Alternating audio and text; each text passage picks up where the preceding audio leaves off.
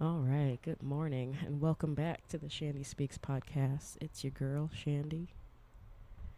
I am obviously recording this very last minute. Today is Wednesday, December 10th, 2025.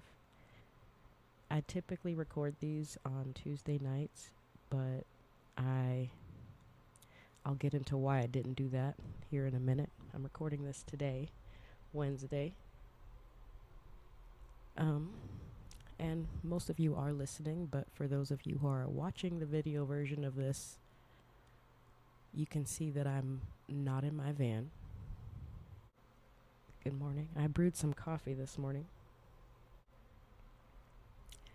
I don't even like coffee, okay? But I knew I had to get up this morning to record this podcast that I've committed to, so I'm recording it right here, right now.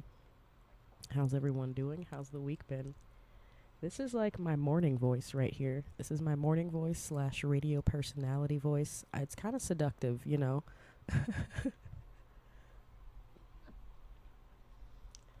Okay, let's get into it. So, this week was eye-opening, kind of crazy. Got some stories to tell you guys. It's going to be fun to tell them. I'm staying at an Airbnb right now. Actually, more specifically, I'm staying in a bed and breakfast.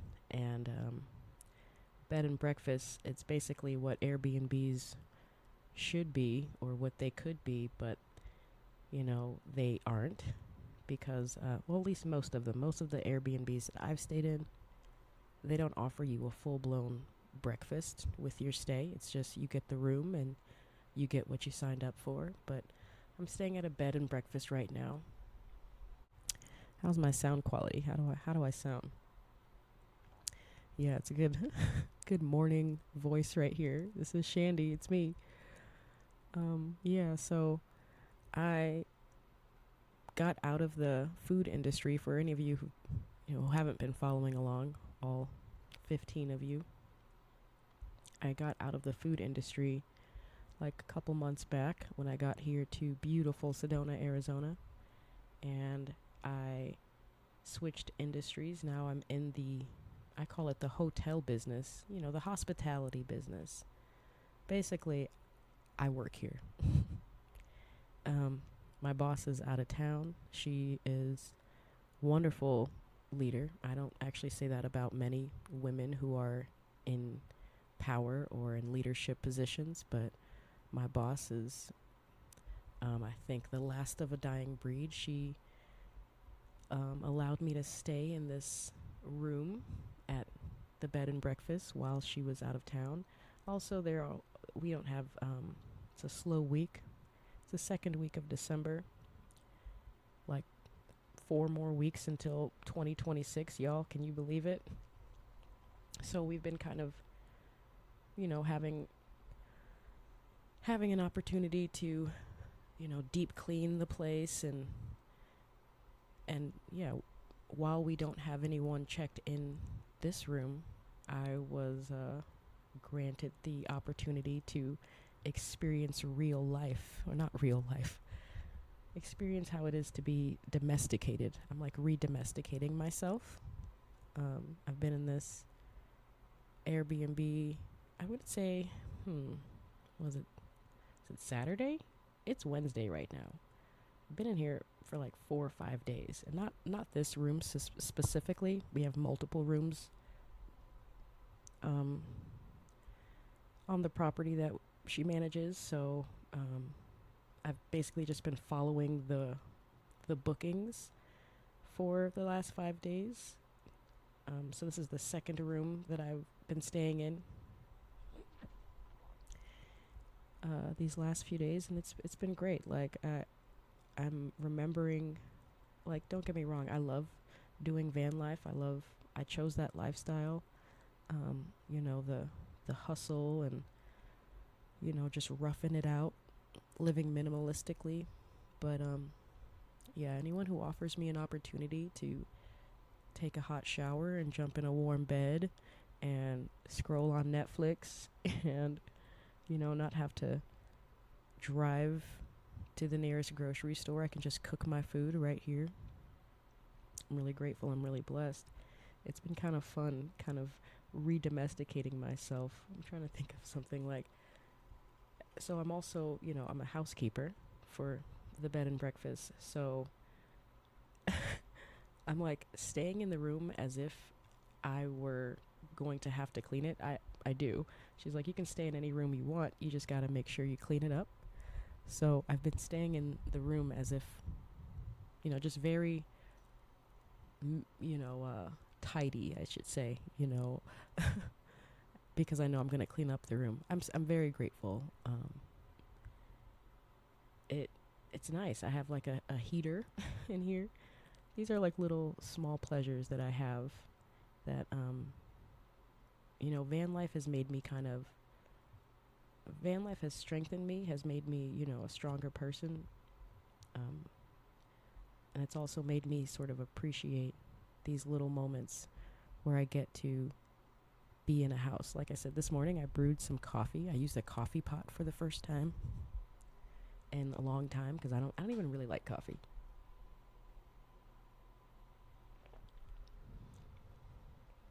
But I made some coffee this morning, after I got out of this warm bed and fell asleep watching some Hulu. It was great. I'm really grateful. I think everything works out. I would have never, I probably would have never gone out of the food industry just sort of on my own, because it's just something I've always done. I've always cooked. I've always been chef. I've always been, yes, chef. So it was, I would say, if in all honesty, it was a little bit of desperation that sort of brought me here, I would say. Just needing a job, because when I got to Sedona, I worked at a bar, and y'all know these stories already. I've been bitching about it for 2 months. Like, I worked at a bar, but I just say, like, I got a little emotional. I got a little ahead of myself. I was also abusing myself.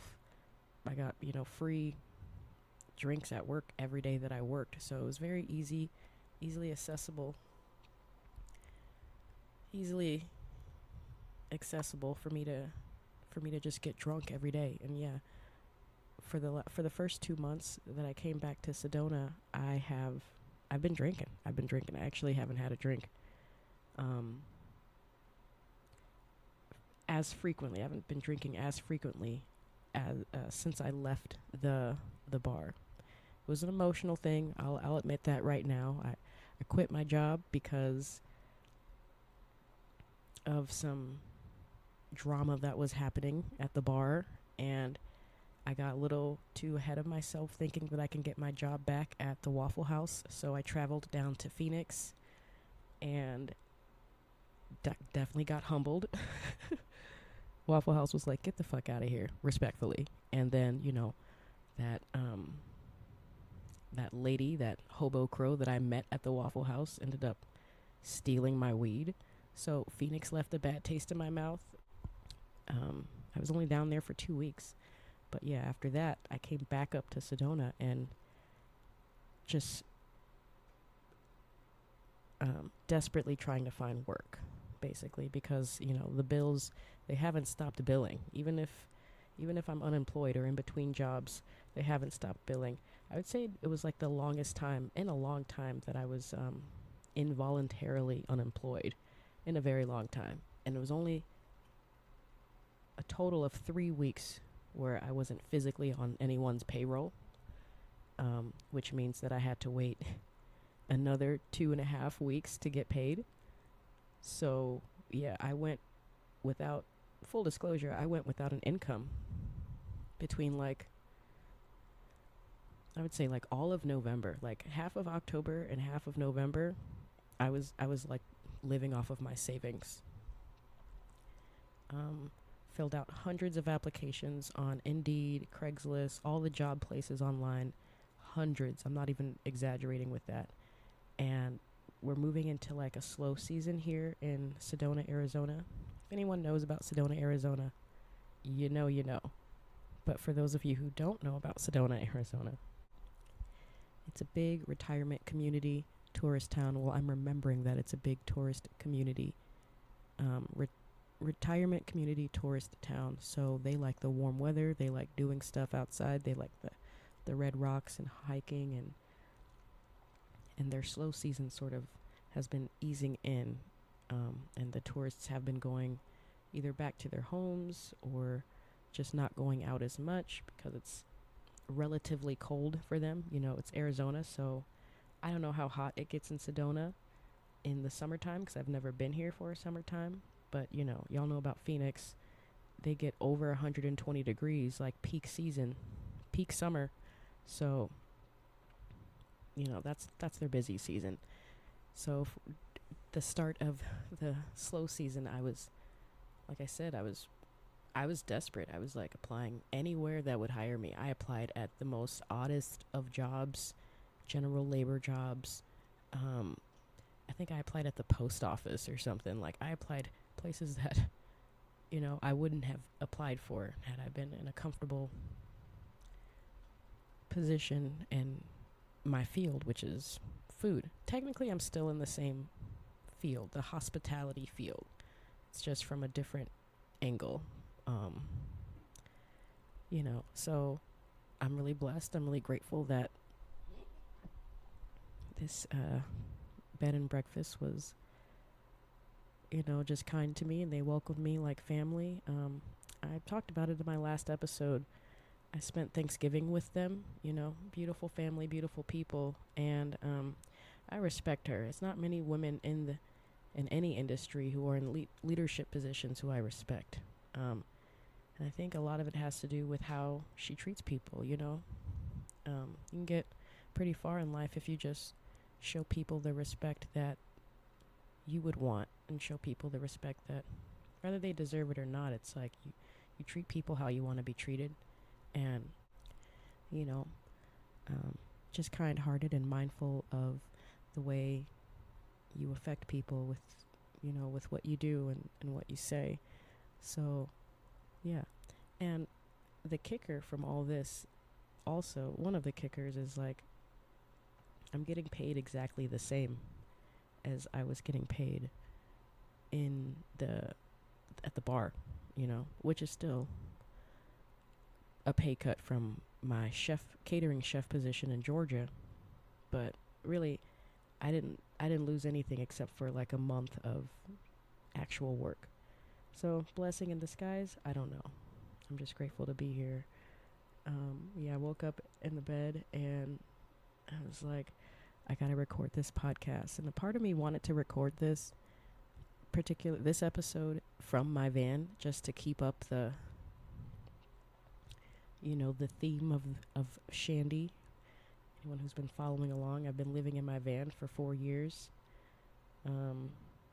And I've had people let me stay at their house before,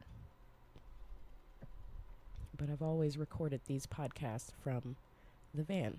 So this morning I was like, you know what, I'm going to take advantage of this heat. I don't feel like go to my van that's been, you know, chilling all night. My dog's here. She's chilling. She slept with me. It was nice. I've been cuddling with my dog all week. I know she's appreciating the vacation. They also have, you know, a house dog and plenty of dogs around here. Plenty of space for her to just be a dog. So I'm like, you know what? I'm gonna just record from the hotel, from the B&B. It's been a fun week. Let me get into my notes here. I'm really liking my radio personality. I'm also kind of speaking low because it's 6 o'clock in the morning. It's like almost 6:30 in the morning, and you know, I'm not trying to wake everyone up so soon with this. I'm trying to be, you know, mindful of all the neighbors and all the people around. Okay, so last week I talked about Thanksgiving. I think last week was the Thanksgiving podcast, and I talked about the balance between gratitude and grief. just a quick update on that story. I still have not talked with that friend. I'm actually going to consider this person more of like a business acquaintance than a friend, because, yeah, it's been 2 weeks, and in my book, if you go 2 weeks without communicating, we're like, there's something you got to work through. There's something I got to work through. Basically, my friend, long story totally short, because I talked about this in the last episode. Long story totally short, my business acquaintance felt entitled to my time on the holiday when I was, with myself, really. At the time that she called me, I was with myself, but I was ending dinner with these lovely people at the bed and breakfast, and I just didn't want to go. Real talk, I didn't want to go. She sort of demanded that I take her to the liquor store while she was grieving her deceased husband with her 2 healthy young boys, with her whole beautiful family who loves and cares for her, but she's unable to drive, and she sort of demanded that I take her to the liquor store so that she can process her grief in her way, and I refused, and I have not heard from her then. So really, let the chips fall where they may. So there's that.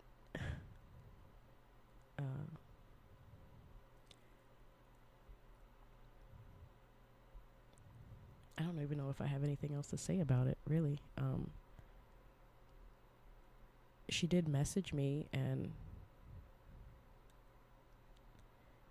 it wasn't until after I sent her money, and this is full disclosure, I don't care, like,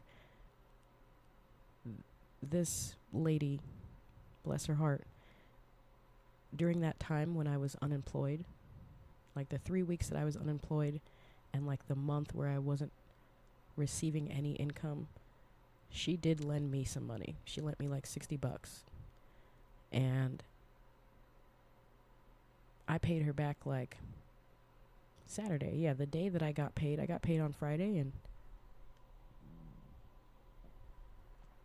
this past Friday. And first thing I did was settle up my debts. I'm really big on my karmatic footprint and making sure that I get everything squared away before I leave this earth, because I don't want to come back. So if you've ever lent me money, whether we're cool or not, you're going to get your money back.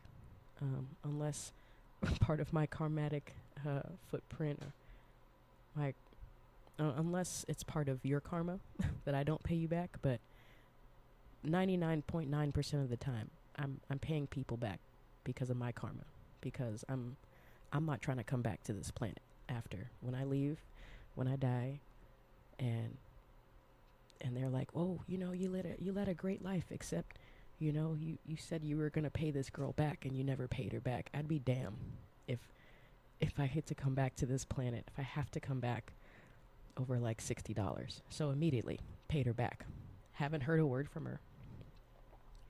She did respond like a few hours after she received it. I Zelled it to her, or Venmo, or one of those things. Which, surprisingly enough, it wasn't her taking accountability for her behavior on Thanksgiving or apologizing or anything like that. She was just kind of questioning why I sent her money. I guess she forgot that she lent me the money. I don't forget things like that. So I just told her, yeah, you lent it to me, so I gave it back to you. And that was the end of that discussion. So, yeah. I'm like, I move very intentionally.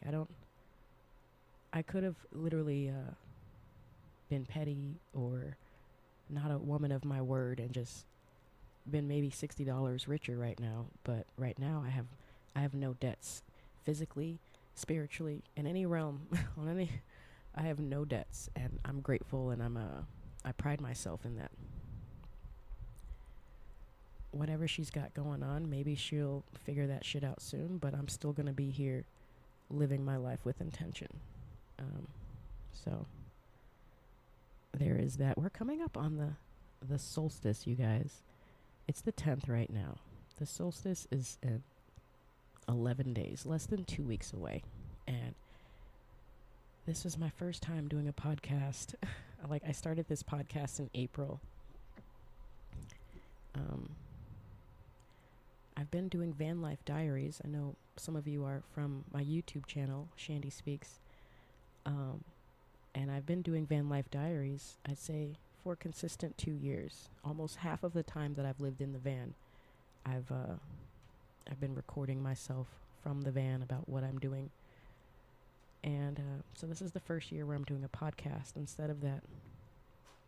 And yeah, the solstice is coming up. In my eyes, that's basically the pre-end of the year. We're moving into like the darkest time of the year. We're literally diving into the darkest time of the year. The hours of sunlight in the day are getting less and less, and they'll continue to get less and less, and it'll get colder and darker for like the next 2 weeks. And it may seem as though it's going to continue to get darker like near the end of December, January, but really we'll be clawing ourselves all the way back to the light, crawling out of the darkness, going back to the light after the 21st.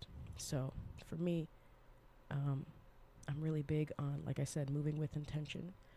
I pride myself on getting all my things squared away on every level, physically, spiritually, mentally, before the first of the year. And the solstice is sort of like my last little opportunity to do that. So anything that I'm not planning on bringing with me into 2026, I make sure that whatever it is, I get it all squared away. I get all my debts settled by the 21st, karmatically or otherwise. You know what I mean? For example, and I'm not too proud to even say this because I know I've spoke about it on one of these social media platforms before, but for example, right around this time last year, 2024, God, what year are we in? Oh my God, it's almost 2026. That's so crazy. In 2024, right around this time, going into 2025, I was consciously, I've been trying to heal myself from a lot of things, but this time last year, I think the main thing was me choosing to go no contact with my ex-husband. Yeah, I've been divorced since 2021, and it wasn't until right around this time last year when I finally decided that I'm not bringing whatever energy that I've been holding on with him, I'm not bringing that into 2025. So yeah, it was the 21st, December 21st of 2024 is when I officially went no contact with my husband. And I gotta tell you, it's gonna be a full ass year where I haven't spoke to the man, haven't heard his voice, and it's been a year. Y'all know it's been a fucking year. So yeah, I just decided that I didn't want to bring that trauma or that pain into 2025 because I've been determined to heal myself. You know, I don't know what the hell he's got going on with his life. Bless his heart. You know, I know he lost a family member this year, and I send my deepest condolences. However, I've been no longer identifying as that pained ex-wife. I'm still an ex-wife on paper, but it's not a part of my identity.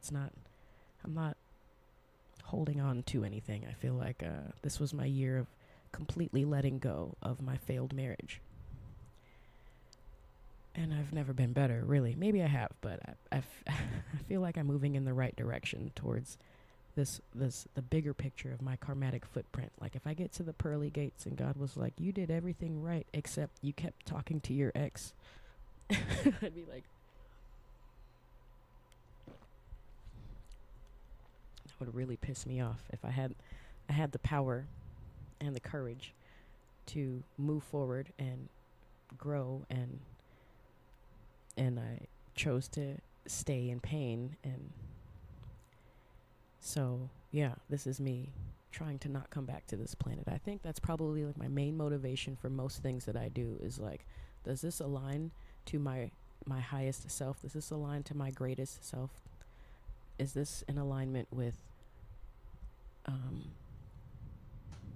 the highest version of myself? And will this keep me here energetically on this planet? I don't want to come back. I think I'm gonna get all my lessons out this lifetime, and I'll see y'all on either side. I'm not about to come back and do this bullshit with y'all, like. So yeah, I think there's a few things that I want to let go. I'm getting ready to let go.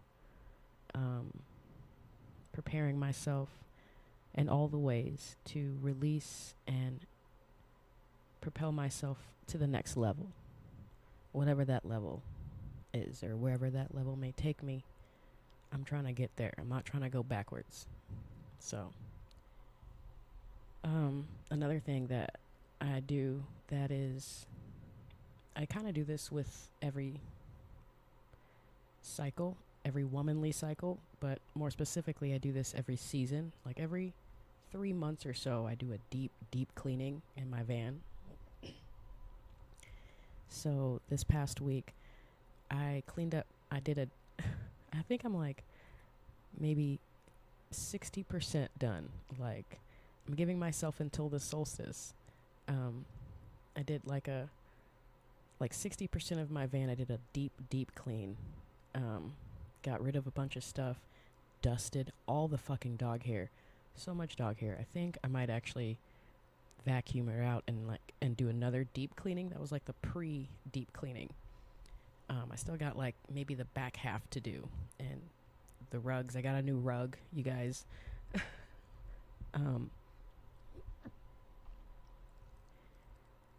Cleaned my windows, cleaned out my ashtray, swept and mopped, or polished the floors and everything. It's my home, so I'm really big on not walking into the next season with the last season's shit, but especially at the end of the year, that was probably like the part one of like maybe 2 more deep cleans that I'll be doing on my van. I did my laundry this week, and I'm probably going to do laundry one more time. I don't like walking into the new year with anything that's holding me back from the last year, including my dirty clothes. Speaking of my van, I recently got an oil change. I got an oil change like Monday, I think. Monday I went up to one of these oil change shops to get my oil change, and I also needed some new windshield wipers. And what kind of triggers me about these car places is like, it feels like they're trying to keep you there. It feels like every 3 months I have to have service of something on my van, which is so crazy because I'm leasing this van. Like, I signed my soul away for it. Like, I pay a lease, I pay monthly to keep my car, and full coverage insurance. And granted, I've driven across the country a couple times already. I've only been in this van for 18 months. Of the 4 years that I've been consistently doing van life, the majority of the time I was in my beautiful 1991 Ford Econoline 350. That van was over 3 decades old, and I don't know, maybe I'm just a little butthurt right now, but it feels like I wasn't going through as many issues or as frequently as I am with this Ram ProMaster. Now I have a 2014 Ram ProMaster, and I knew going in it that this car is not like my 1991 Ford Econoline, like at all. They're 20 years apart from each other, or 10 years apart. Yeah, 20 years apart, and they just don't make vans or cars how they used to anymore. Like, 1991 Ford Econoline got me back and forth across the country multiple times. Yeah, she was like, having her issues, but, it's sort of expected with a 30-something-year-old car. This Ram ProMaster, like I said, I've only been in the van for 18 months, and it feels like every 3 months there's something. Y'all go back to, like, June, I believe, where, like, I guess my alternator went out or something. My alternator went out. My battery went out while I was driving the car. Like, the car died. That was, like, in June. I had the numerous tire problems, like, on my way to Colorado. The first time, like, the tip where you, like, fill up the air in my tire, like, was loose, and it caused me to get a flat tire, like, while I was driving on the highway.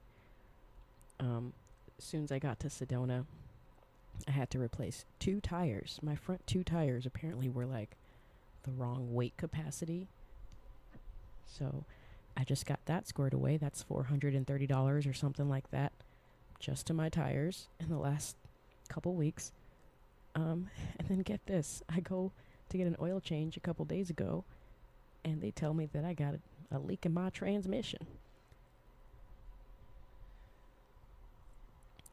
They're like, it looks like you got a transmission leak.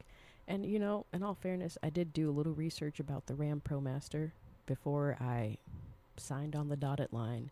And I kind of expected it to have, most people were saying that the ProMaster it's notorious for having transmission issues. So I didn't think, I was exempt from that. But I was like, hey, so soon? Like, I've only been driving the car for 18 months, and I'm already having, quote, a moderate leak in my transmission. So I do need to get a second opinion on that, because a part of me feels like these fucking oil change shops and these mechanic shops, that they're just trying to hustle just like everybody else. It seems like every time I go and get an oil change, it costs more than the last time, and they always find something else. Like, oh, have you checked your air filter? Yes, I actually did check my air filter. You told me that last time, remember? Oh, it looks like you need some power steering fluid. Oh, yeah, I did that already. They're always trying to hustle me out something. Does everyone else go through that? Like, it feels like these mechanics are like, I mean, I get it, okay? No one's getting paid enough, okay? It's hard. It's a struggle out here for everyone. But I just think it's kind of dirty, because for the most part, I would like to believe that people who bring their cars into mechanics or into these oil change places don't know much about cars themselves. Otherwise, they wouldn't be there. So these people take advantage of that, and they just tell you whatever. For all I know, it could be like a very mild leak in my transmission, or no leak at all. So I'm going to go get a second opinion on that. But it's just like, whatever it is, I need it to be squared away and settled up before December 31st. So, just another thing to add to the list of things. Yeah, it just seems kind of crazy. I'm having just an unproportionate amount of car troubles in a van that's 20 years newer than my last van. And it seems to get more expensive every fucking time. Who knows what the transmission leak will run me. Most likely I'll have to go to either a specialty shop that only does work on Dodge Ram ProMasters, which is the closest one is like 60 miles away in Flagstaff, or I'll have to just, find a local around here who won't try and like scam me out of my money just because it's the holidays and 'tis the season, Having car problems really fucking blows generally, but it really, really blows when you live in your van. Like, I can't just afford to take the risk on any flashing light that pops up, or anyone that tells me there's a leak here or a crack there, because it's also my home. So if anything goes wrong, my home and my vehicle are just out of commission. So I gotta be proactive. I gotta stay on top of it. It's just kind of annoying. It's kind of annoying that it's like, seems like every 3 months I'm doing something with this van, right? But, you know, I'm grateful. I'm learning a lot about my van and what my direct needs are. So, yeah, we're just going to keep it moving with that. I highly do not recommend any big O tires. Let me just put this out there. I hate to give them clout like this, but if you care about your van or you care about your vehicle, don't ever take them to big O tires. Ever. If you care about your van. If you don't care and you got money to throw away, do what you do. But if you care about your van and where your money's going, don't take them to big O tires. Don't take them to Valvoline, any Valvoline across the country.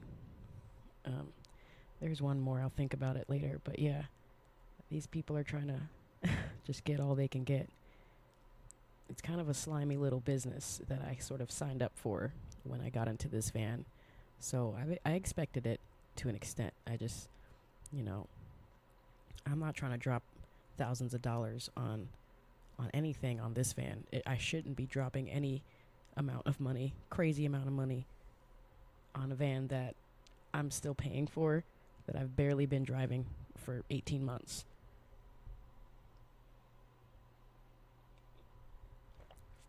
It's crazy out here, dog. So yeah. What else did I want to get into? So I've been taking advantage of this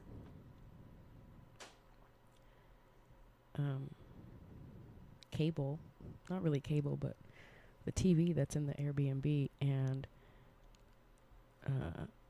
y'all, they have Netflix. And this past week, I'm gonna just get into this Diddy docu-series. Y'all, I watched the Diddy documentary that was produced by 50 Cent on Netflix. If you haven't seen it, I don't typically go and promote things like this, but it was very eye-opening for me. I'm gonna just give you some of my highlights without giving all the spoilers away. Fuck it, I'm gonna give all the spoilers away. Y'all, I popped some popcorn. I was shocked. I was like pulled in from the very first episode. I believe there's only 4 episodes, and I like binged watched it. I think I did the first 3 one night, and then I finished it up the next night, but I rewatched them. So yeah, kind of wild shit. And I was talking about it with my brother-in-law in Chicago a couple days ago. Shout out to my bro, Frostbite Entertainment. But we were saying, like, man, he's kind of like, Diddy is kind of like the Hitler of hip-hop. Like, if y'all saw the documentary, like, you'd agree. Like, he's basically been like the Hitler of hip-hop, because how the hell are you just eliminating people, like unaliving them, you know, or getting them unalived because they're better than you or because you didn't like them? Mr. Steal Your Girl for real. Literally, Diddy is like a monster. At least that's the way the documentary sort of painted him. They kind of painted him as like just this ruthless kind of evil person. Like, I pray that I never meet any Diddies out there that are just on that level of insecurity and pettiness that they have to go and unalive people. Crazy. And I'm sure, like, I don't know, apparently this was like a known fact that he did it, but like that he was responsible for the deaths of Tupac and Biggie. But, you know, this whole time I thought Suge was the enemy. Everything that I thought Suge, the CEO of Death Row Records, everything that I thought that he was, it turned out to be Diddy the whole fucking time. And something about, like, I don't know, just something about that just really kind of like, he's really like been the villain the whole fucking time. And that's just so wild to think about. Like, I remember when I was younger, I know I've said this before, when I was younger, I resonated a lot with Biggie, right? I liked his music, I liked his flow, and I was, naive and really believed in Bad Boy Entertainment. Not so much of, because of Diddy, but mostly because of Biggie, and also because, just a young version of myself just related to him in some way more so than Tupac. And I bought the story of whatever beef that they were trying to portray. Everyone back in the day, it was like you had to pick a side. Growing up in the 90s, I was always told that you either like Biggie or you like Tupac, and they don't like each other, and you either like both of them or you only like one of them. I know a few people that liked both of them, but most people had like a favorite, and mine was Biggie, and yeah, it just resonated with me more. But then I got older, and Tupac started resonating with me a little bit more. And this is before I knew about anything that Diddy did. It was just, I say, his passion and his poeticness, his expression, his authenticity. I felt like Tupac was more authentic as I got older. And now I'm seeing this was all by design. Like, you could have liked both of them. Like, they were cool. Wasted all that time missing out on one of the artists, Tupac's, like, alive years and some of his best music and best times because, I was told that if you like one, you can't like the other. So, yeah, I fell for the game, and now it's all coming out that, like, yeah, Diddy was behind all that shit. It's so wild. I don't want to give up too much, but please go watch. Shout out to 50 Cent. Shout out to Curtis Jackson. It seems like everybody knew except everybody. Everyone likes to say, oh yeah, we knew this the whole time, but did you really? There's no way this man should be that successful, because he's not even that talented. You know what I mean? He's not that good of a producer. Bro wasn't even paying his artists. Literally, he made Biggie Smalls pay for his own funeral and then danced around on stage like he was supposed to be mourning or something, but it's like, clearly you're not. You're like, if that's how you mourn, then you're a psychopath, first of all. And then, threw him the biggest funeral, but it was all from Biggie's money. Bro, this man is completely evil. Like, it's sad that he only got 50 months. I really feel like he should be in prison for life. That's just me. I feel like you've done enough. You've done enough out here, and you don't need to be around people anymore because it's dangerous for them. Like, yeah. I don't think 50 Cent was petty at all these years, and the fact that he took the time to produce this documentary, this docu-series, to sort of expose just how wicked and evil he is.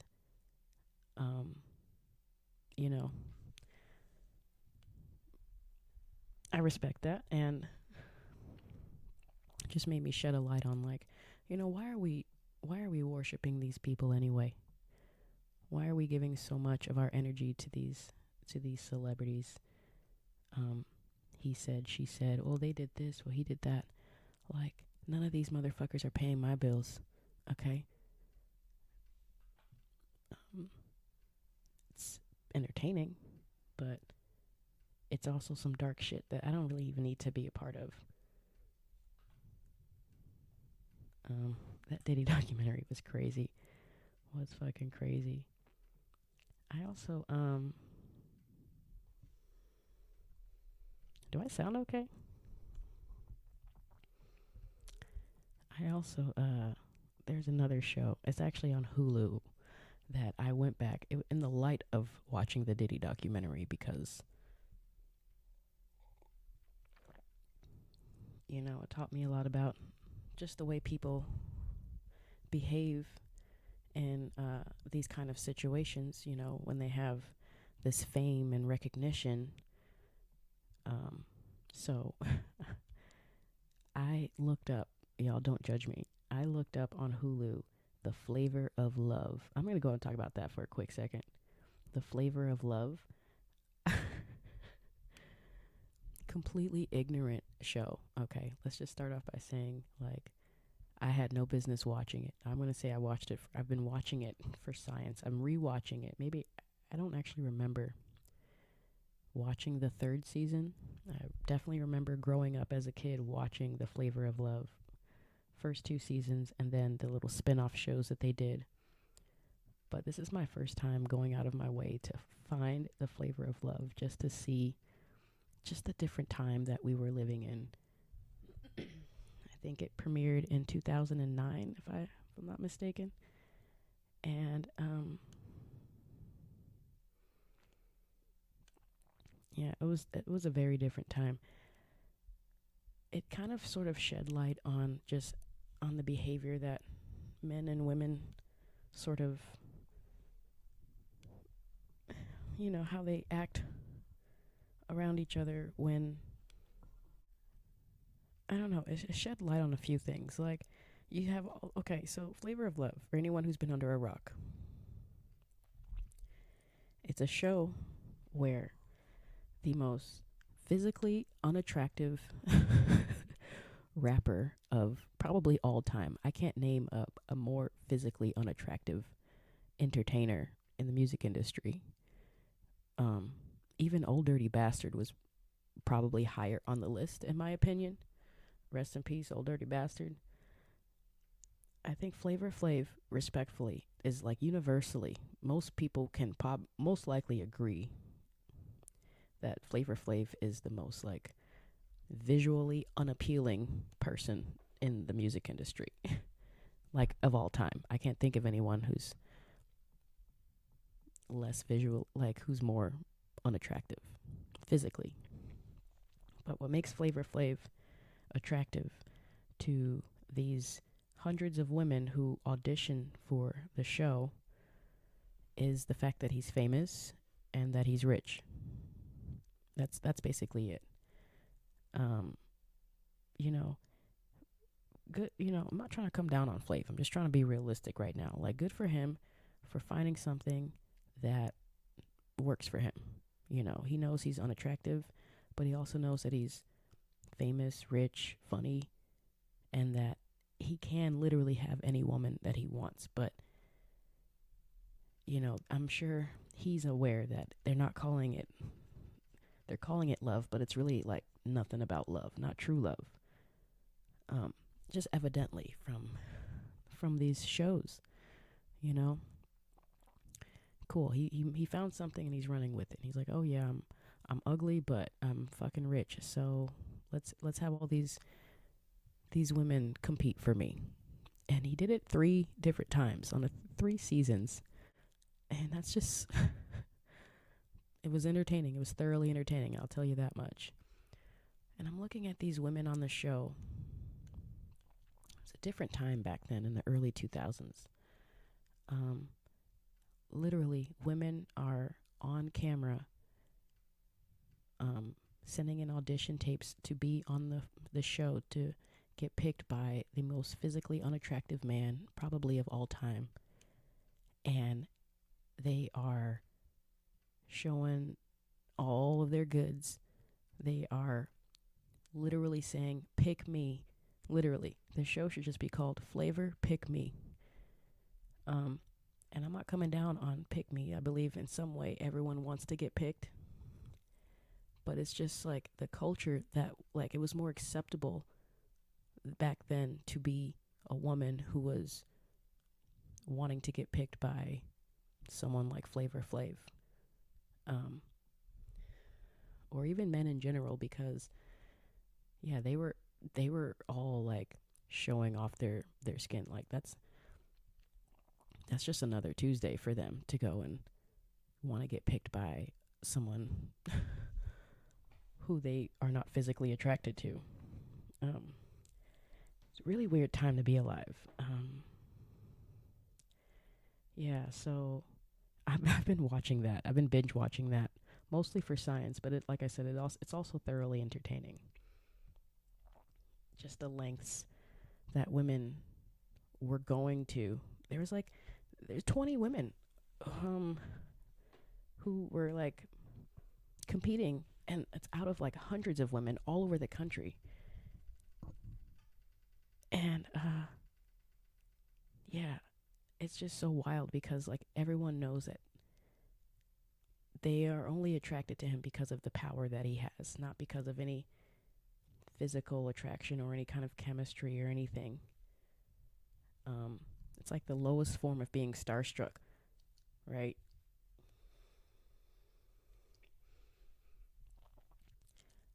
And my heart kind of goes out to them. I hope all their dreams are coming true.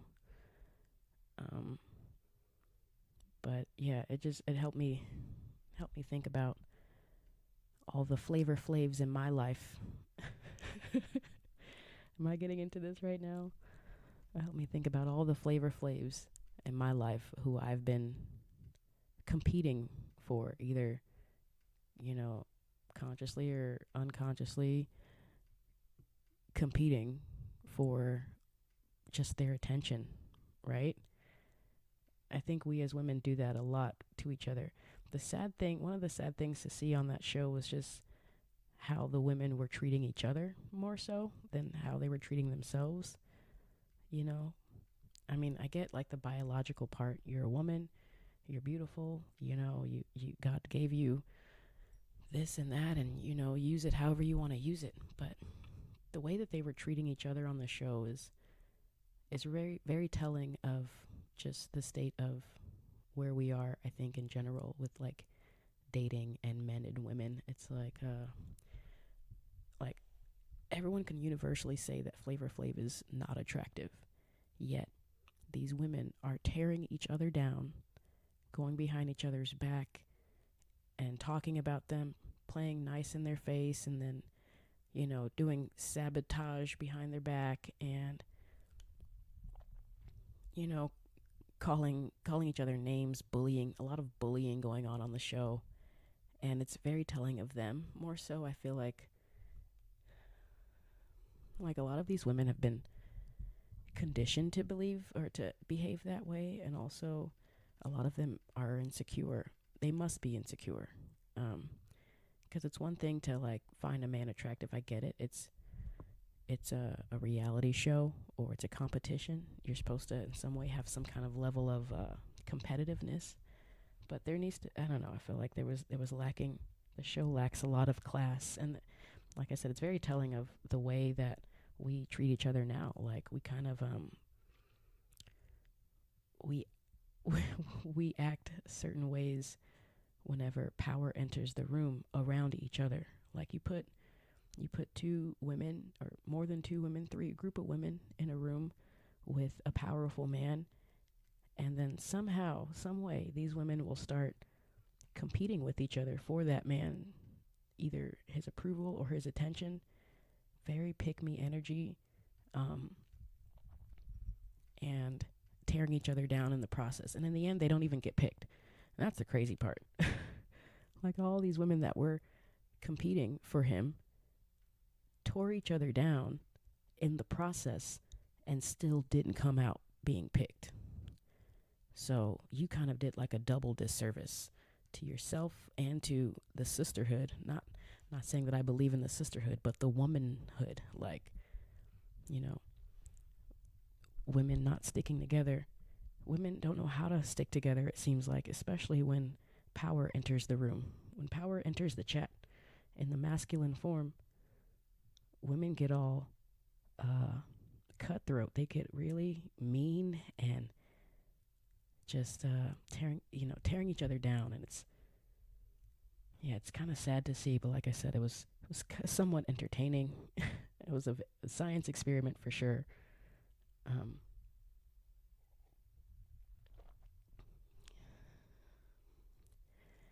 and helped me reflect on how I may act around other women whenever a masculine man is around.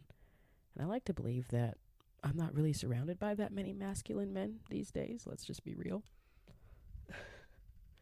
And if I am surrounded by them, I'd also like to believe that, you know, I'm not in competition with other women around me, and I kind of know my place. I know where I fall on the totem pole of attractiveness to a man, you know. And yeah. How has the flavor of love, here's another question, how has that shows like the flavor of love sort of shaped our culture and how women are, men and women are today? That's why you see like some of the bummiest, most like unattractive men, not just physically, like spiritually unattractive men, sort of like believing that they can have access to any woman that they choose. It's because of shows like Flavor of Love. So because it's like nowhere in history would he have ever been eligible if he wasn't powerful, rich, famous. And he knows that, and he capitalized off of it. So it says a lot about him. It says a lot about the women and where we've put ourselves as a society with all of this stuff.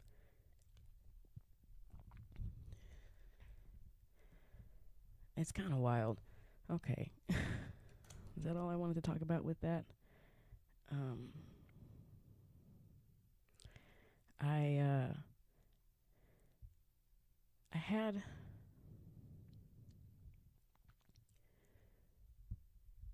sort of a conversation last night. I don't even know if I want to get into it. I'm probably going to briefly get into this conversation. It's kind of on the topic.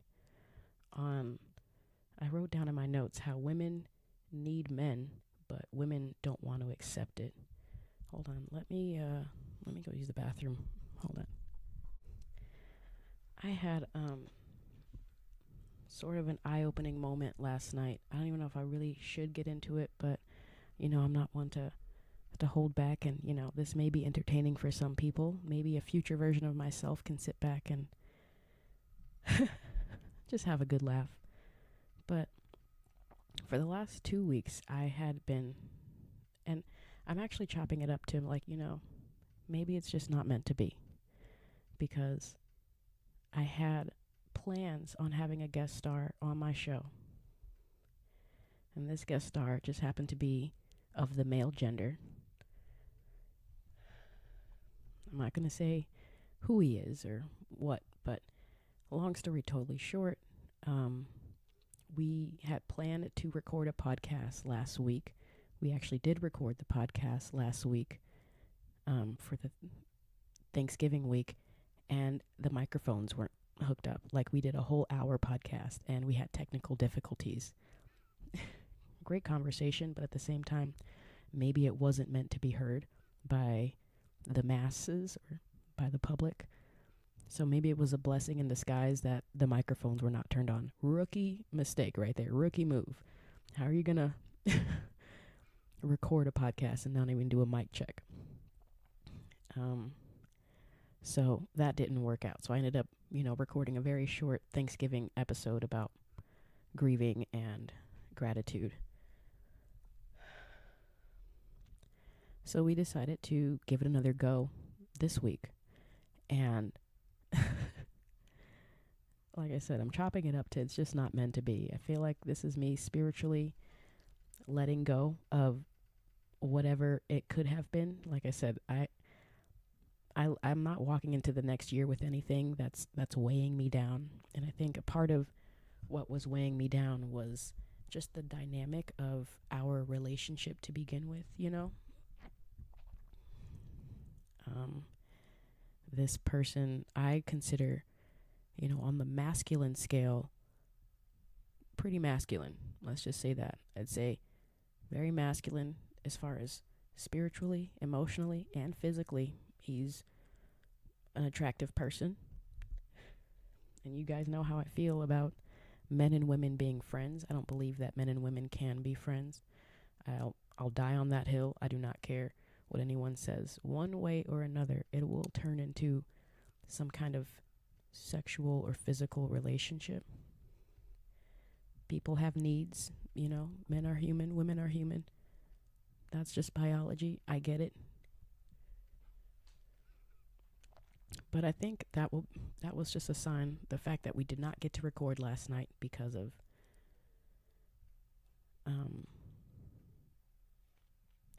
we didn't record last night, and I think it's not meant to be, really. I shouldn't be carrying on a relationship like that with a man who I am not planning on sleeping with. Let's just be real.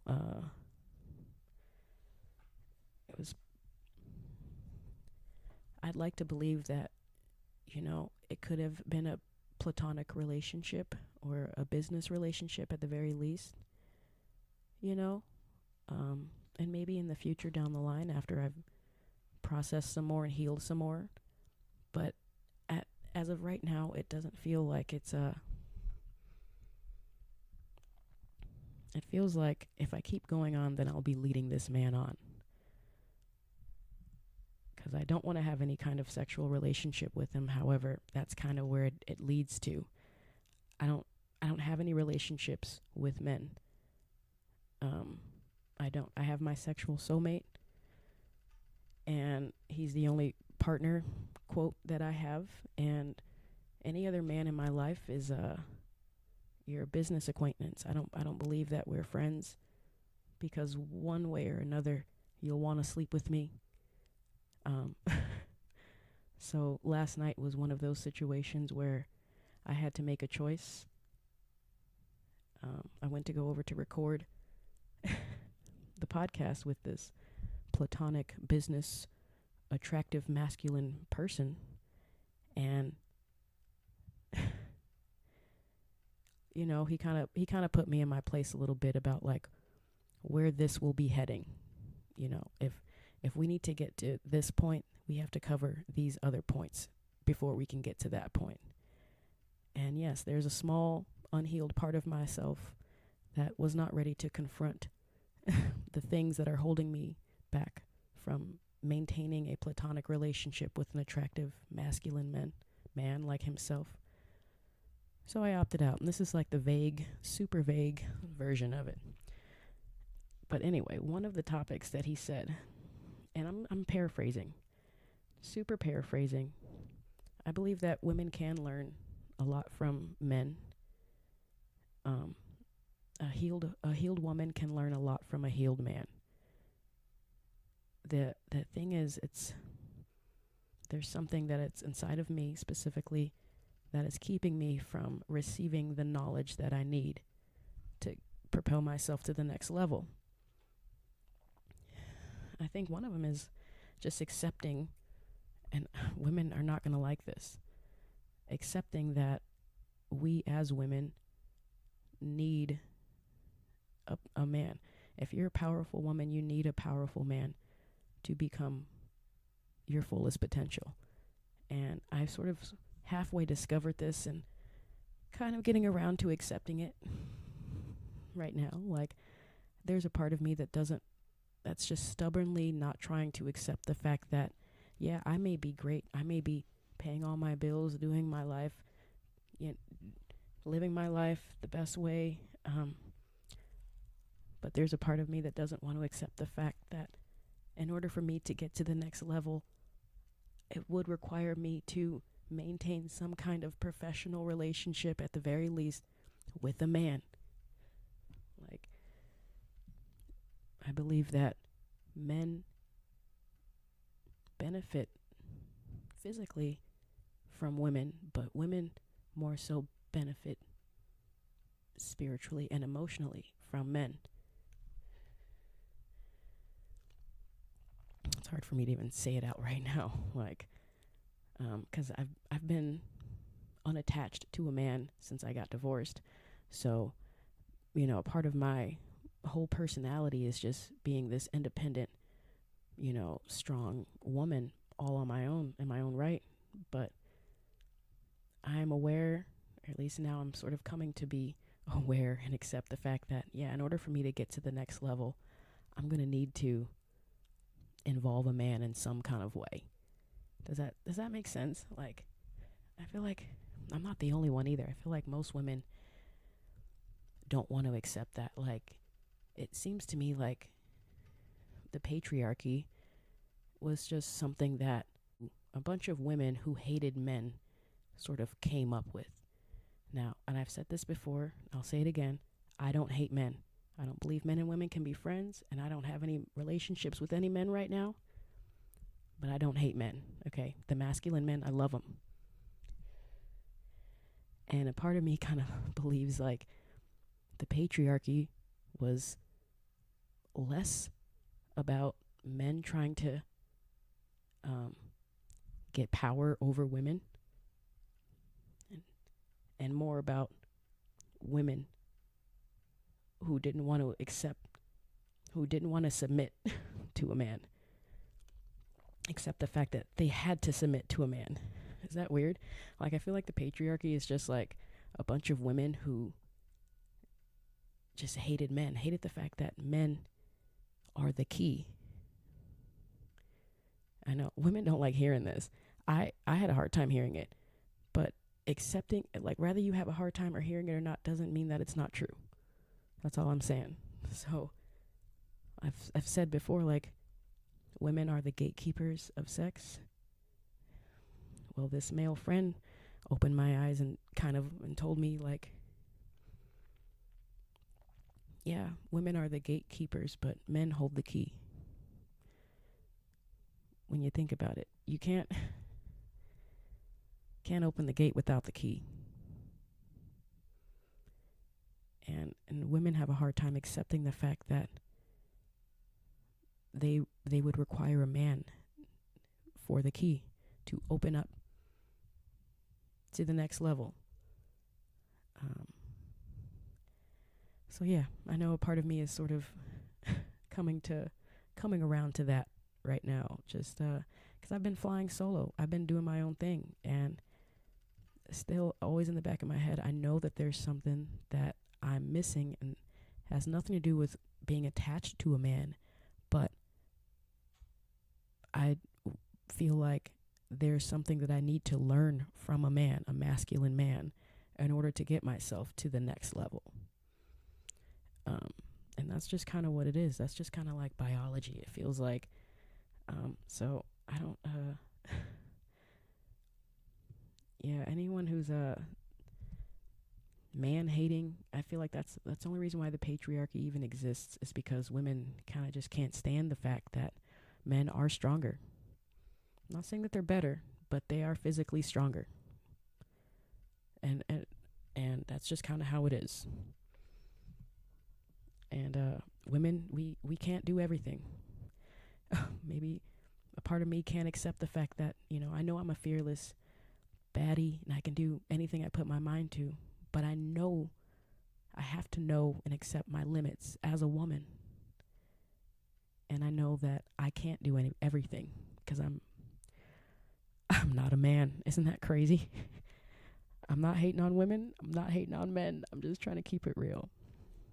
So I think that was just like an interesting take that I got from last night on just how we're kind of fighting ourselves. I think that's a part of the problem that we have with men and women in general. I think we've sort of moved away from the balance of masculine and feminine.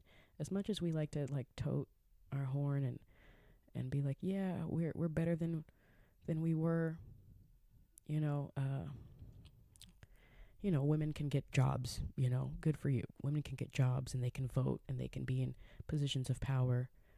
But I think I would like to believe that we're moving back towards the center, which is the balance of masculine and feminine. Like, yeah, you can be a boss bitch all you want, but biologically, you're not going to be better than a man.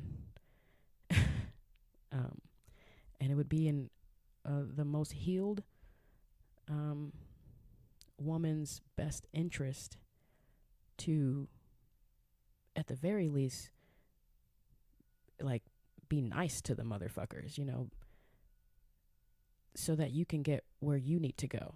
I'm not in any way saying go out and get yourself picked by a man or attach yourself to a man, but know that you don't know everything, and you won't know everything unless you have that balance.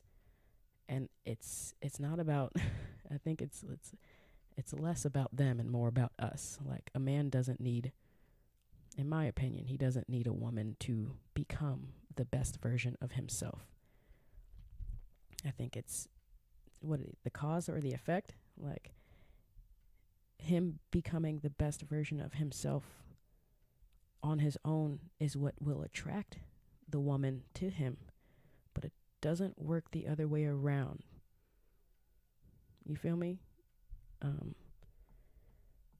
So yeah, if that sounds patriarchal, then you're still healing, and God bless you. Like, I said what I said, and there's that. So yeah, the reason why the podcast didn't take place last night is because, yeah, there's just there's versions of myself that I'm trying to shed, that I no longer resonate with, and the reflection of myself through this masculine energy sort of puts me on edge a little bit.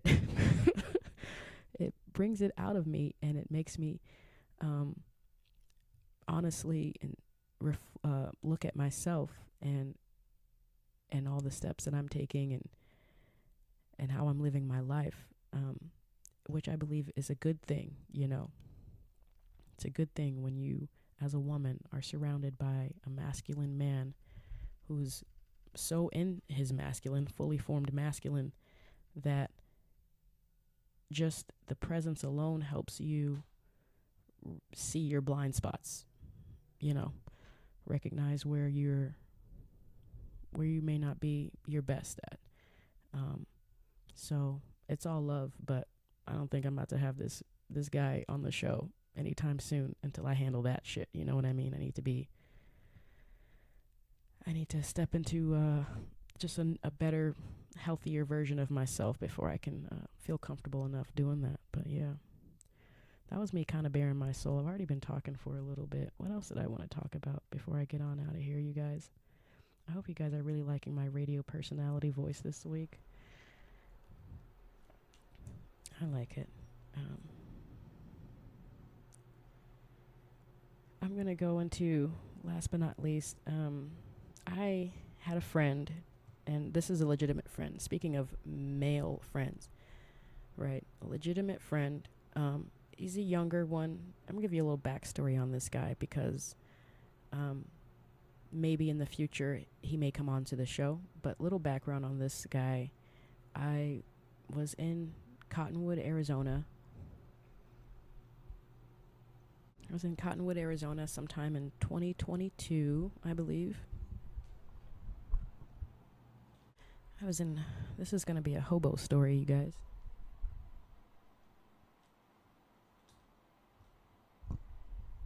Story time. Got a little hobo story for my hobo friends out there. So yeah, sometime in, I think it was March 2022, I was in Cottonwood, Arizona. I remember it. It was, I don't know what day exactly, but it was sometime in March. I was driving my 1991 Ford Econoline from somewhere to the Walmart in Cottonwood, and I was driving and I was making a right turn into the Walmart parking lot, and there on the corner I saw a young man with dreads and a dog, and he was playing a banjo-lele. He was playing a ukulele banjo. It was like a little mini banjo, and he had a backpack full of his stuff out there. He was a hobo crow. I mean that in the most respectful way. That's what I call the hobo crows. He was sitting there on that corner of the Walmart, and he had a sign that said "Travelin' Folk," and he had his dog with him. And at the time, I had two dogs. I had Ashes, my little hussy, and I had my German Shepherd, who is now passed away. God rest her soul. And I was really big, and I'm still really big on my photography then. So I thought it would be a good idea to go and ask to take pictures of the guy while he was sitting out there busking. He was busking for money. Anyone who's ever followed me, who knows Chandrie, who knows Chandie, that was what I did when I lived in LA. And I was nomadic, completely nomadic, sleeping on the sidewalk. I would go and play my guitar by the highway and made hundreds of dollars doing it. So I went and parked my car, and I grabbed the friendly dog. At the time, Ashes was like my social dog, and my deceased German Shepherd was like my protection, my security. So I brought my Ashes, and we walked up to the guy who was playing his ukulele with his dog, and I asked him if I can take pictures of him with my fancy dancy Fujifilm camera. Also, if you're not following my photography page on Instagram, it's Lenses by Luna, LENSESBYLUNA. Go follow my photography page. I'm on Facebook as well. This was back when I just started to getting into photography, so yeah, it's memories were made. They're not the best pictures, but you know, it brought me out of my shell. It helped me meet other hobo crows, and I'm really grateful. So I walked up and I asked him, "Hey, do you mind if I take some pictures with you?" I had the fancy camera, and he was like, "Sure." Super chill dude. I don't actually remember how old he is. I would say he's probably in his late 20s, significantly younger than me. But I dug his vibe, and you know, it's a universal sort of calling, I feel like, to do this lifestyle, this nomadic lifestyle, this traveling lifestyle, and it's like a general love that I have for people in the lifestyle currently, and respect. So he was like, "Yeah, sure." Shot the shit, you know, told each other our life stories and our paths. You know, I think he's originally from Massachusetts, way out east, and he was in Arizona. What the fuck? It's a long ass way. You know, we smoked some weed, exchanged information. I told him I'm going to post his pictures on Instagram. Go check him out, Lenses by Luna. And we've basically kept in touch since 2022. He's in a relationship. He's got a whole hobo community, hobo family out here in most places. And yeah, we just kind of casually kept in touch for the last couple years. Well, he hit me up about couple weeks ago, told me that he was coming back to Cottonwood, Sedona Wood, and so I thought it was nice. I met up with him and his lovely hobo wife. I don't mean that in any disrespectful way. You know, they're both living the lifestyle, and I remember when I first started the lifestyle, I had a partner as well, and it's a beautiful thing when it can work out. So I'm happy that they're working it out, that they've traveled so far and wide with each other, and they've shared their triumphs and their failures together. And like I said, it's beautiful when it works out. And I have sort of a love in my heart for anyone who's living the lifestyle. Well, yeah, I guess this is kind of good news. He's back in town, so I'm gonna try and convince him to come on the show and share his journey with you guys. You know, you guys have heard my journey from the feminine, but it'd be nice to hear the journey from a masculine. Maybe if I get another microphone, we can have like a 3-person interview type deal. But yeah, I met up with them in Cottonwood, and they were flying their signs. I think their signs were hilarious. Very unique people that I've ran into. They are familiar with, I don't know what, I want to call it a festival, but they said it was like the Rainbow Gathering. They're like familiar with the community that follows the Rainbow Gathering, which is something that I always kind of wanted to do but never really knew much about. So yeah, it'd be nice to pick his brain on that a little bit more. They did invite me to a Rainbow Gathering that's taking place somewhere in Arizona in February, which I think would be, it'd be fun to do. Something I've never done before. Just been trying to get myself out there. I just kind of want to put out there that I'm grateful that we've always kept in touch. And I think on paper, he is considered a legitimate friend. And only time will tell. I'm not trying to put that energy out there because I don't believe that men and women can be friends. But as of right now, I'm being proven wrong, and I'm happy that I am being proven wrong, because I like making connections with people who are on the same, same wavelength as I am. We're both living the dream, the traveling hobo dream, and doing what we gotta do to keep moving. They were flying their sign, and they told me to sit. He told me to, like, yeah, sit down with us. And I had my dog, and they had their dog, and I was only sitting with them for like maybe like an hour at the most. Within that hour, I made just myself, without even having the sign, just associating myself with them. I made $40 just sitting there. I don't want to say what their sign said, because it was so unique, and I want them to be able to tell it.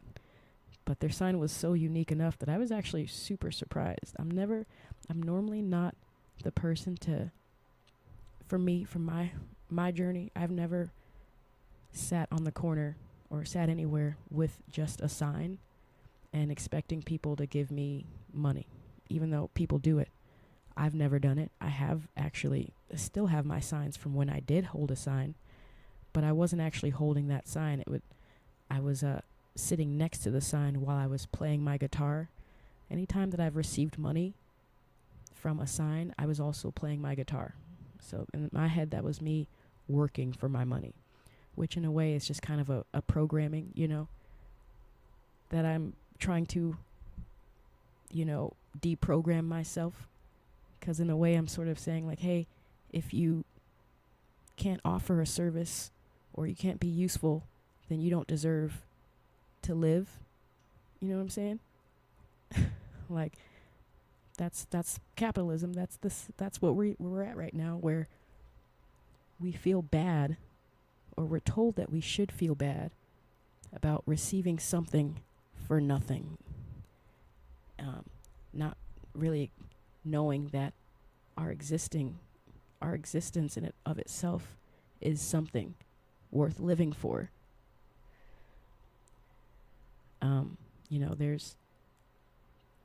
There's levels to this shit, and just because you can't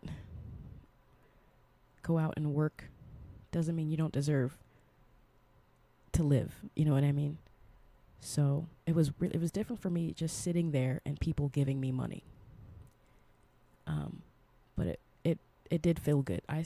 They made hundreds of, who knows how much money they made. People were really supportive and laughing with them at with their sign, and it was kind of eye-opening, because there was a few people. You have those people who come and they want to donate money to you just for sitting there being a hobo crow,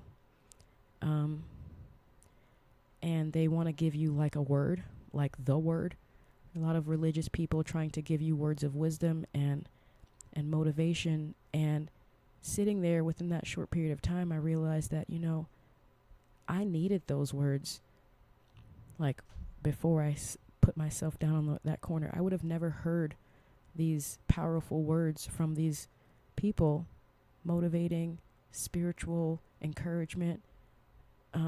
I would have never heard these words from these strangers had I been just at work.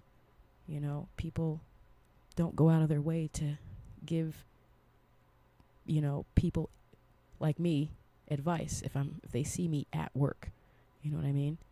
So I think we all need help from time to time. And yeah, I ended up donating that money back to the cause. I got $40. I ended up buying pre-rolls and giving half of it to them. But yeah, I stayed for the wisdom that I wouldn't have gotten otherwise.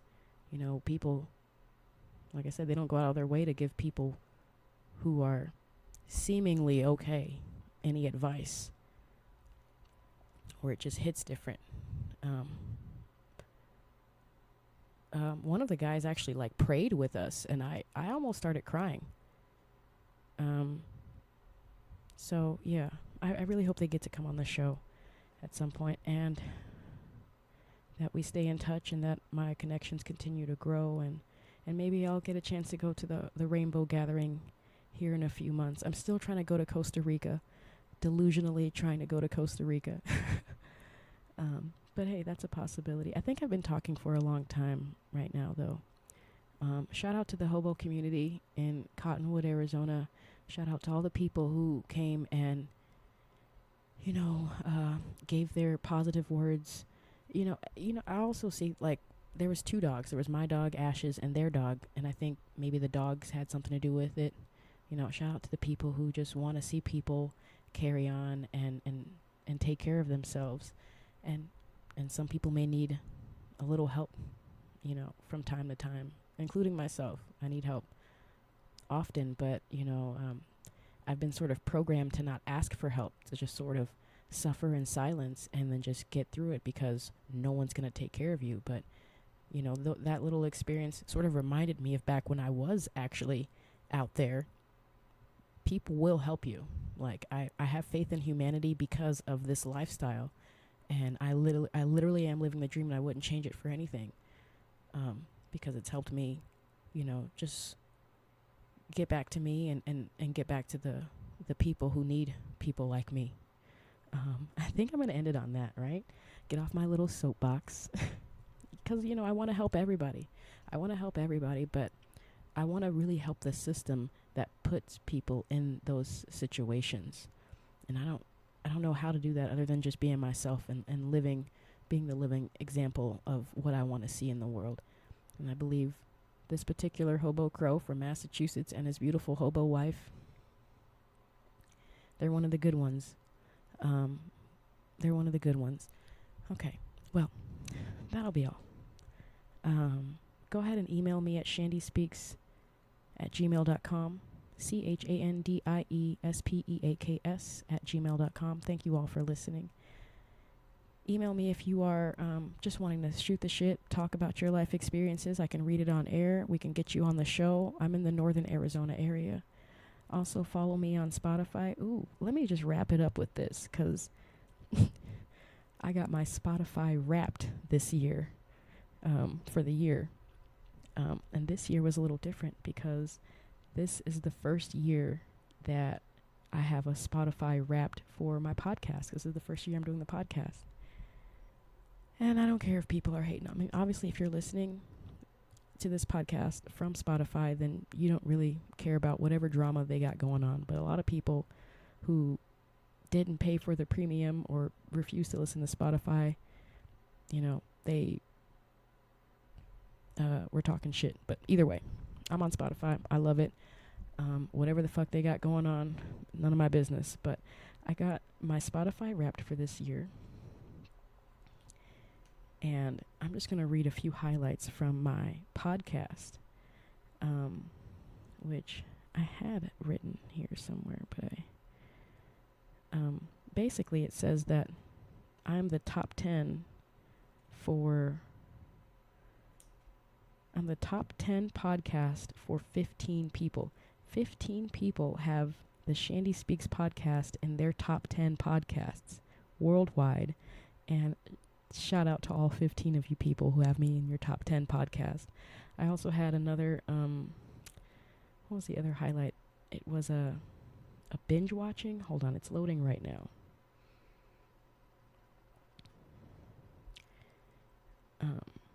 Okay, so my top episode for the podcast, for the Chandie Speaks podcast, is episode 3, actually, and it's titled The Post-Vacation Depression. It premiered April 30th. I would say it's the very first episode. It's episode 3, but it was my very first podcast. And to this day, it says it's played 155% more than my average episode. So it is my most popular episode of the podcast. Post-Vacation Depression, go back to that, April 30th, 2025. I think this is very exciting. Read my other stats here. Got a passport. I have 3 countries that my podcast has reached overall. Can you guys guess which 3 countries? Well, of course, number 1 is the United States of America. Number 2 is Canada. And number 3 is Guyana. And that's probably because I was in Guyana in March. I still cannot believe how long this year and beautiful this year has been, because I was in another continent in March, okay, of 2025, this year. So I have a very small percentage of listeners in Guyana. Isn't that crazy? Shout out to Guyana. Shout out to my island bestie, Rochelle, Joshua. Yeah, thanks for giving the show love. Okay, here's another stat. It says, this is the one that I read. I am a top 10 show. The Chandie Speaks podcast is a top 10 show for 15 people. You know, we got to start somewhere. 15 people have the Chandie Speaks podcast in their top 10. 13 people have the Chandie Speaks podcast in their top 5. Right? Isn't that cool? And then as far as the number one show, the Chandie Speaks podcast is the number one podcast for 5 people. I can probably name them all, but shout out to all 5 of my number one listeners on the Chandie Speaks podcast. It's very exciting. I didn't think anyone was really listening to me, but yeah, I got a good 5 people who have me as their number one podcast. I can probably name them all, but thank you for the support. Thank you for showing up and listening. Of those 5 people, 10% of them binged watched 2 episodes in one day. That's cool. And then 20% of those people hit play within 24 hours of the new episode. So my top 5 fans who have me as their number one podcast, they're hitting play on my episodes within the first 24 hours, and they're binging my episodes, at least 2 episodes in a day. So that's really fucking cool. That's dedication. That's what's the Wrapped thing says. Let me see a couple more stats. I believe those are the major ones. This one, okay. This was also very impressive. Thank you all for listening. So the Chandie Speaks podcast is a 2025 marathon show. It says that fans listened to you for longer than 69% of other shows. It's a marathon show. I have like binge-worthy content, apparently. It was a 2025 instant hit show. Like I said, I debuted in April, and my debut season was more popular than 74% of other new shows. Crazy, right? I'm only at like 36 episodes, 35 episodes in, and it was an instant hit on the debut season. And it's also the most shared show, a 2025 most shared show. I think this was mostly me because I do share my content a lot. It says that the Chandie Speaks podcast received more shares than 94% of other podcasts. Such a blessing. So grateful. I think that's all with that. As far as my personal Spotify Wrapped goes, I remember posting it in my stories. If you're not following me on Chandie Speaks Life on Instagram, I'm still not actively using TikTok. I am on TikTok. You can follow me there at Chandie Speaks. I'm just not actively using it. The app is still uninstalled. It's been like at least 3 weeks by this point. But let me look up my final Wrapped. I don't think I have any other highlights. I think that'll be it. Yeah, I don't need to go into my personal Spotify Wrapped list. Y'all just go watch my stories if you want to see that. But thank you for everyone who's been supporting the Chandie Speaks podcast from day one. All 5 of you, all 15 of you have me in your top 10. 13 of you have me in your top 5. And to my 5 loyal listeners who hit play on the episodes, I'm sorry this episode is kind of late, but I'm committed to this, you know. So binge watch it. It'll get up when it gets up, but you know, it's all love, baby. And we'll see you guys next week. I think that was good.